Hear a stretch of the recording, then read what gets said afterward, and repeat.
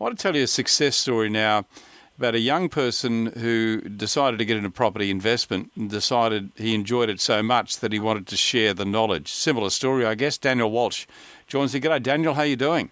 I'm good, Kevin. How are you going? Yeah, mate, fantastic. Thank you. Now, Daniel has a company which has been operating for a couple of years, I guess run pretty much by your partner or your wife. It's called Your Property, Your Wealth. But you've now gotten into this full-time as well, Daniel. Yeah, we started the company around 2 years ago off the back of my personal investing journey. So I built my property portfolio up and created the passive income that a lot of people started really sharing and resonating with, and they started to say, you know what, I want you to be able to help me achieve the same goal. So that was when we started our own property buyers agency, and we specialised in investing and building clients' portfolios. So we've been doing that for around 2 years now. I have recently quit my job. And my property portfolio allowed me to do that. We used the passive income to support our lifestyle while we built our business up as well. Yeah, for many people it's a dream, and you've done it at, I think your age, 28 now, if you don't mind me saying? Is that right? Yeah, 28. It's been a while. I started investing when I was just 19 years old, and I started studying investing at the age of 16. So I've been in it quite a while, but I just started very early. Yeah, I mean, many people will tell you they've got a portfolio, but your portfolio itself, you've got equity in that of a couple of million, I understand. Is that right? Yeah, so currently we're sitting at around $2 million worth of equity and a total portfolio of $4 million. My aim was to be able to make sure that we were doing a bit of debt recycling in the last couple of years while we were able to increase our cash flow. So that was going to give us the necessary income for us to, I guess, retire from the corporate world under 30. When you say debt recycling, is that gearing? Is that what you're talking about? No, what we're talking about is just really focusing on a few properties, and we're actually paying some of those down via offsets. So we're putting large cash buffers in offsets and being able to pay down through offsets. So where did you learn all these skills? Was it born in you from a young child? I mean, did your parents have this sort of knowledge? Yeah, when I was younger, I did a lot of renovations in my life. My parents used to flip properties, so I started off, I guess, with the knowledge from my parents of renovating and flipping properties. And I remember my dad telling me, and this was only a few years ago when I was working for him, he said to me, if I just held, 3 or 4 of these properties for the long term, I wouldn't be working today.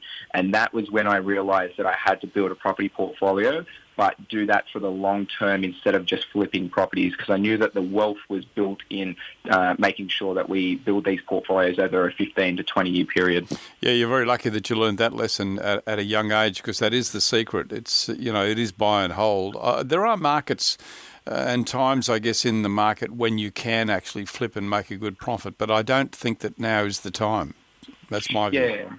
Yeah, definitely. And I think it all comes down to your strategy if you want to create the passive income. So for me, it was about, when the market was moving, especially in Sydney and Melbourne, I wanted to capitalise on that. And, renovating and flipping properties, it just wasn't going to get me to the outcome that I wanted. So for me, I wanted to be able to move a lot quicker. So for me, I released equity and was able to buy in multiple markets throughout Australia. And that was what allowed me to create that $2 million worth of equity in such a short amount of time. Your first property, age 19, tell me about it. What was it?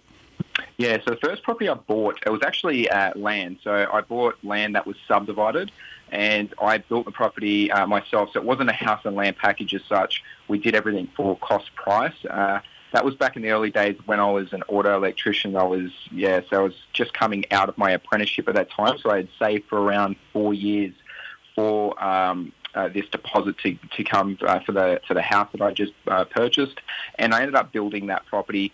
I even had to sell down, my skydiving gear and things like that to be able to purchase the property and be able to build driveways and fences and stuff like that. So it was quite a tough period of time, but I knew that it was going to serve me well in the future. And from there, did you hold that property? Yeah, I still have that today, and that alone gives me around $10,000 a year passive income.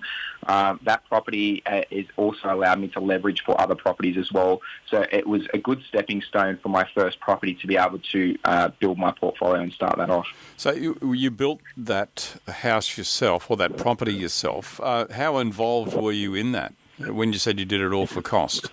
Yeah, we're pretty involved with that in terms of, a lot of the landscaping all ourselves and fences and everything like that. So, layouts and how we wanted that.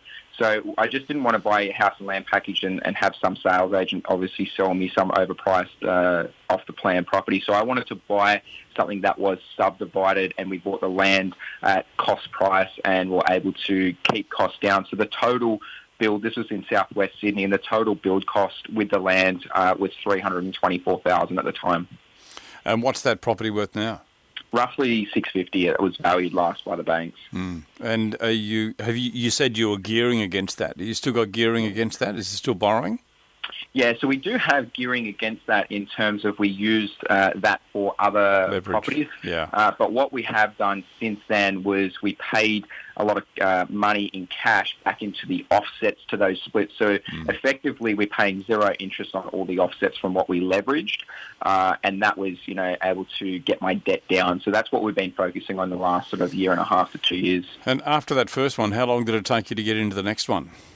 Yeah, so the next year we actually bought the second property, and that was literally I can still see. So when I bought it, was just one street over. I can see one roof to another. So I bought the second house, which was a mortgagee sale.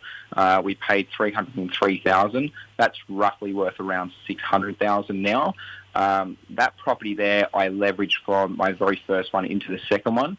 And then from there, I had actually a break from property investing for around 2 years in between. Was there a reason for that? Did you lose your nerve, or?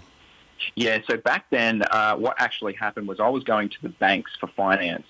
And when I bought my second property, they cross-securitized my first property, which is obviously something that you don't want to do. That's right. And this was the early days of my investing, and I realized that I couldn't move banks to be able to free up capital. So that was when I started to realize that having a team and a really good team on your side to be able to build the property portfolio. So I ended up getting one of my brokers that I still have now in our team. He ended up coming on board with us. He has 21 houses himself, so he knew what to do in terms of structuring, portfolios. So he was able to unsecuritize within that 2 years, and from there we ended up continue building that portfolio. Have there, in your journey over the last 9 years of buying property, has there been one point at time, apart from the one that you just described to us, where it became difficult, where you had to overcome a number of obstacles you probably didn't see?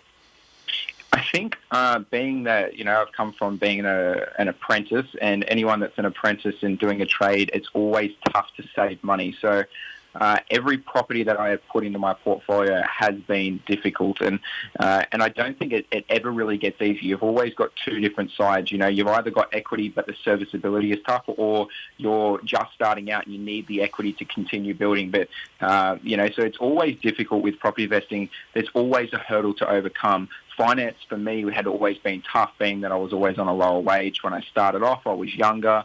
I had to save from nothing. So just to save my first $34,000 for my first deposit took me 4 years.